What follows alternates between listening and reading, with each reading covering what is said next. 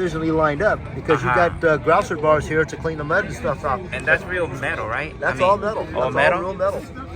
Damn. How do you manage to shape it like this?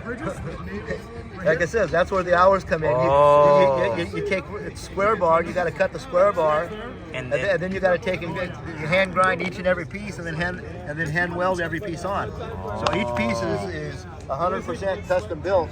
Damn. Can we try to see what's underneath the, you know?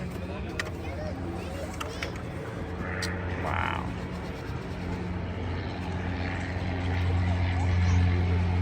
Wow.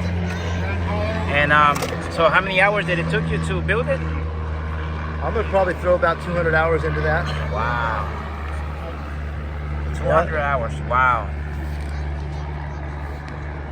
Yeah, very nice. It looks very nice. Definitely took more than a couple weeks because, like I said, it's real time consuming on building all the stuff. You got to really be precise on the welding of everything. And so this is using the wire feed welder? That's all TIG welded. Oh, TIG welder? Yeah, heel arc welded, all TIG welded. All right. Hidden all into there. And what is this cord for? This one?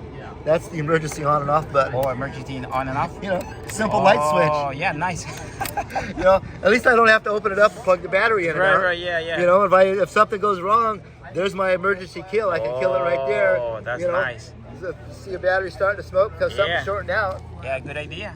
The little yellow dozer, I call that my Flying J, which is where I bought it. I bought it for $5 from the Flying J truck stop. Wow. That was my first introduction into wanting to speed. I've seen all the guys online doing all the custom builds of this and that, and I wanted to do it too.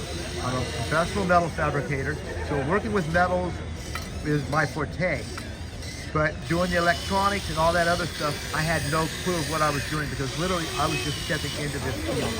I bought that on the presumption that I wanted a dozer. I picked that up from the Flying J. I went ahead and I took the stock framework and everything and I left it originally how it was. I then turned around and I mounted servos into it to drive. I did what modification I had to do to the stock track to try to get them to go. By sticking screws into the plastic drive hubs, putting holes into the track so that the screws had a place to bite onto, and working with the limit switches, learning how to do the limit switches, the RC receiver module, being able to put into that and to get that all functioning. Well, it all worked on the table. It worked perfectly fine. But then when I put it into dirt and it had to actually push, it ran for about 2 minutes before it blew a track. Wow. I fixed it, went again, then I realized what the problem was.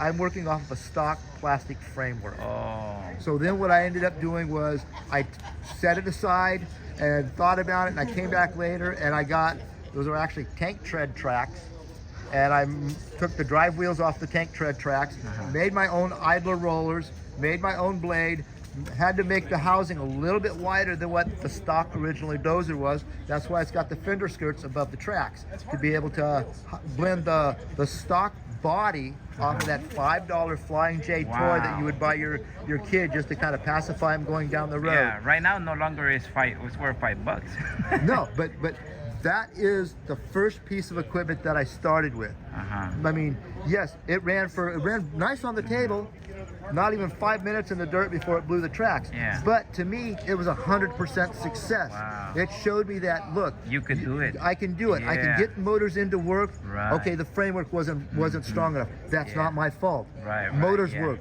Right. Linear actuators work. Putting micro switches worked on being able to get them to stop this direction and to go back the other direction and stop. All that work, which proved to me I was 100% success, even though the toy was not 100% functional. And that motivated you to make the other builds. To make the other builds. Yeah. And then after I did that, I went big time and I built that excavator. Wow. And that was basically my second build. And when I built that, I built just the arm. And I've had the arm put onto a stock Huana body, or the stock double L 16800 body, and it was all a plastic body.